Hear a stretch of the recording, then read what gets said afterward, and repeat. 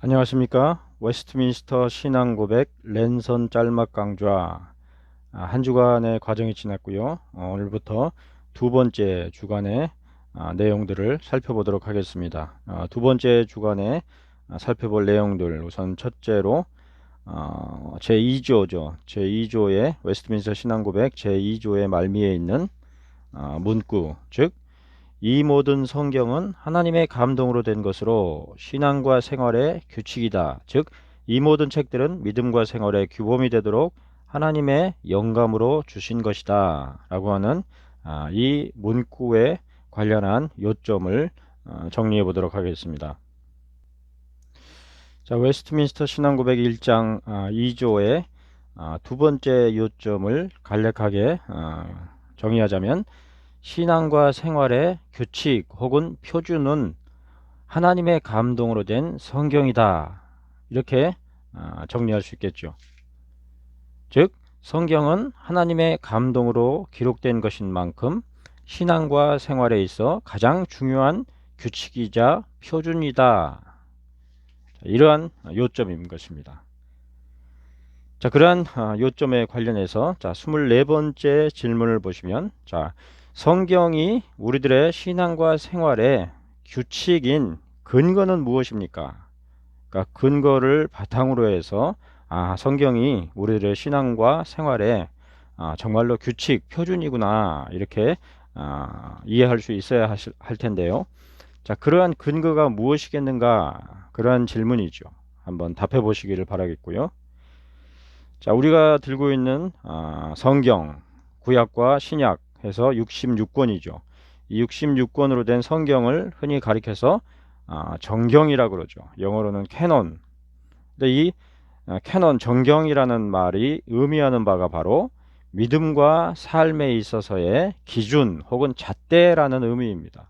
그러니까 이 잣대에 견주어서 참된 삶인가 참된 신앙인가 그러니까 분별하는 그런 바탕이죠.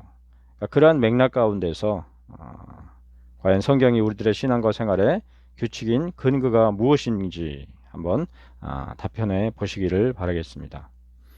자, 두 번째로 25번 문항을 보시면은, 성경이 우리들의 신앙과 생활의 규칙이라는 말은 곧 무엇을 의미하는가?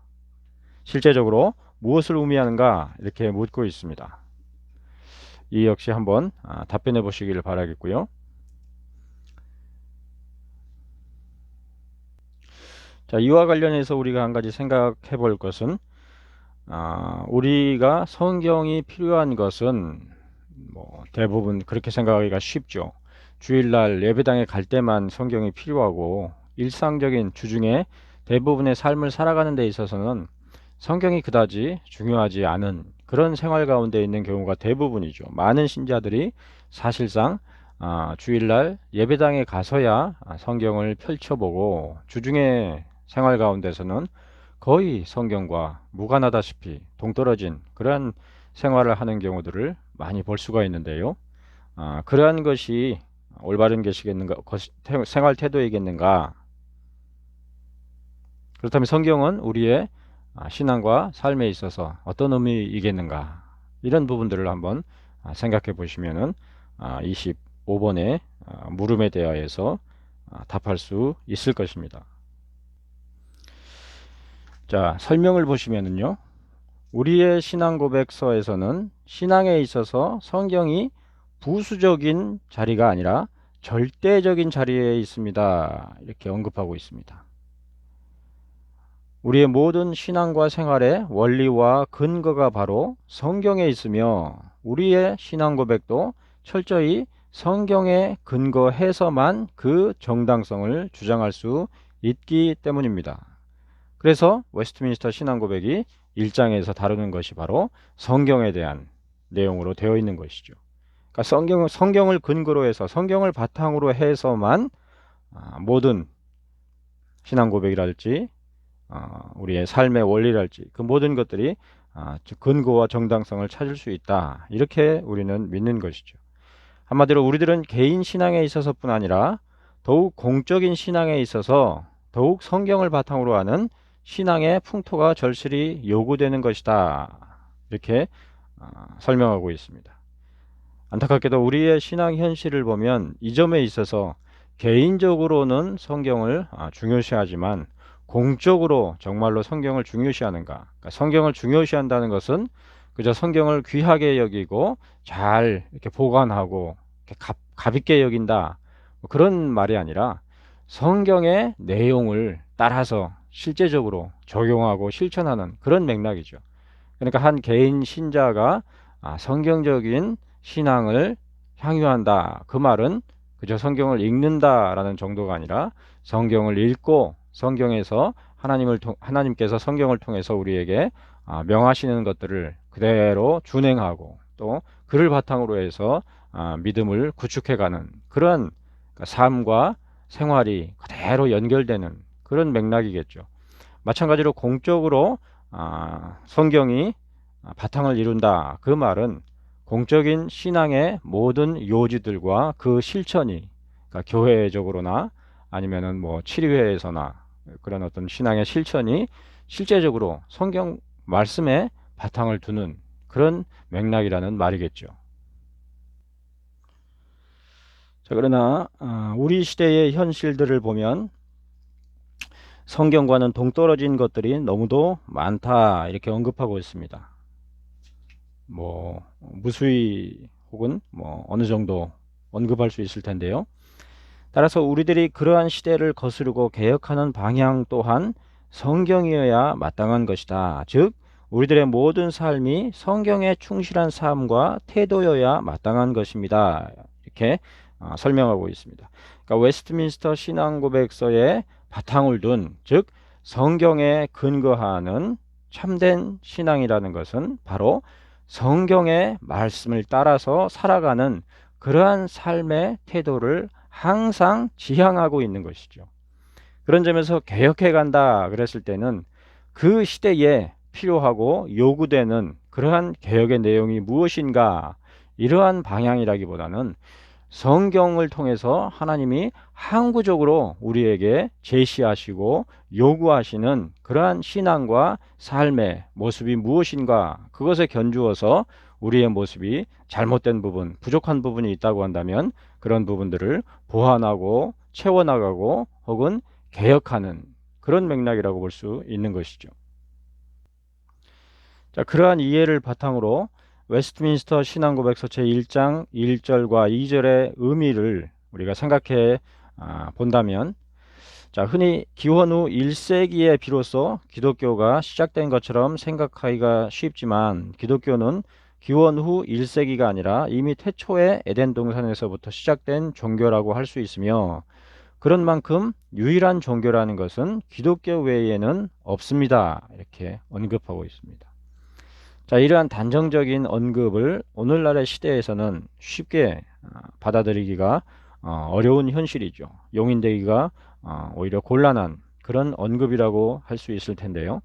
그러나 성경 말씀을 잘 살펴보면 하나님께서는 시대마다 각각 다른 어떤 종교를 제시하셨던 것이 아니라 시대에 상관이 없이 늘 동일하신 하나님께서 동일한 종교의 내용들을 제시하신 것을 우리가 생각해 볼 수 있겠죠. 그리고 교회가 기원 후 1세기에 비로소 시작된 것이라고 한다면 그 이전부터 있었던 그런 종교들에 비하여서 훨씬 후대에 탄생한 그런 종교에 불과하다 이렇게 생각할 수 있을 테지만, 그러나 우리가 성경을 통해서 창세로부터의 모든 일들을 기록하고 있는 그러한 성경의 말씀을 통해서 우리가 참된 신앙 혹은 종교가 무엇인가를 생각해 본다고 한다면 기독교 종교라는 것은 기원 후 1세기에 비로소 시작된 것이 아니라 훨씬 그 이전부터 시작된 것이라는 것을 익히 가늠해 볼 수가 있겠죠. 자, 유대교는 히브리서에서 언급하는 바와 같이 예수 그리스도의 속죄를 거절하는 의미에서 구약을 오용하는 데 머무른 종교다 그랬습니다. 그러니까 구약이 예표하고 있는 그리스도에 대하여서 받아들이지 못함으로 구약 성경 말씀을 오용하는 그러한 종교의 형태라고 볼 수 있는 것이죠. 그리고 이슬람은 예수 그리스도의 속죄로 말미암아 완성된 구속을 거절하는 의미에서 성경 전체를 오용하는 새로운 종교다 그랬습니다.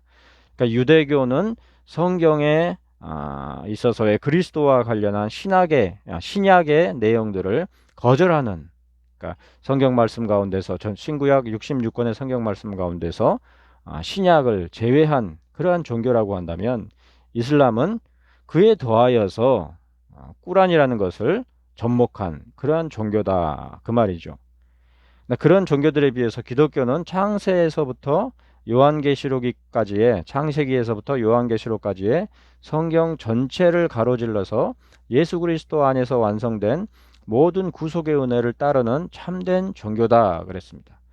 그러니까 창세기로부터 요한계시록에 이르기까지 신구약 66권 성경에 담겨 있는 신앙의 요지를 따르는 것이 바로 기독교라는 것이죠. 자, 그런데 이러한 구별은 성경에 대한 각각의 종교가 갖는 입장을 통해서 명백하게 되는데, 유대교는 신약 성경을 인정하지 않고 모세오경을 비롯한 구약 성경과 그 외의 유대 문학서, 미드라시나 탈무드 같은 것들을 정경으로 하며, 반면에 이슬람은 꾸란만을 정경으로 삼는 데 비해서, 아까 설명에 조금 오류가 있는 것 같은데요. 신구약 66권에 더하여서 꾸란을 접목하는 것이 아니라 신구약 66권을 부정하고 꾸란만을 정경으로 삼는 것이 이슬람이죠. 자, 그에 비해서 기독교는 구약과 신약 66권만을 정경으로 한다 그랬습니다. 그러니까 이런 점에서 이슬람과 다르고 또 유대교와도 근본적으로 달리 되어 있는 그러한 신앙이다 이렇게 볼 수 있겠죠. 그러므로 웨스트민스터 신앙고백서 제1장 성경에 관한 본문 제2절에서는 기독교에서 정경으로 인정되는 66권의 성경들을 구약과 신약으로 각각 나누어 나열해 두고 있는 것이다 그랬습니다.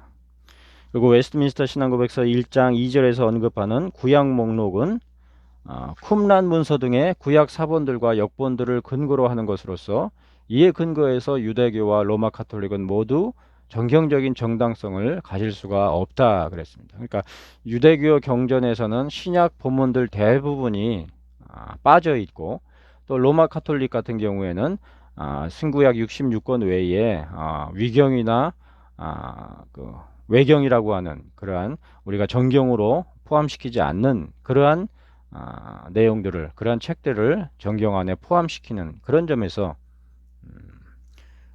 신구약 66권과 다른 문서들을 접목한 그러한 종교라고 볼 수가 있는데, 우리는 오직 우리 손에 들려있는 신구약 66권 그 성경에 근거해서만 모든 신앙의 체계를 정립하고 있는 것이죠.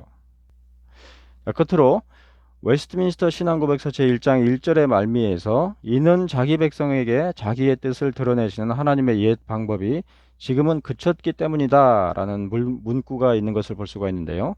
바로 이 문구에 의해서 이슬람의 경전인 꾸란 역시 그 존립이 불가하게 됩니다. 즉 66권 외에 더 이상 덧붙일 수 없다는 것이죠. 그러니까 오늘날 시대에 새로운 성경을 쓸 수 있는가, 불가하다는 것입니다.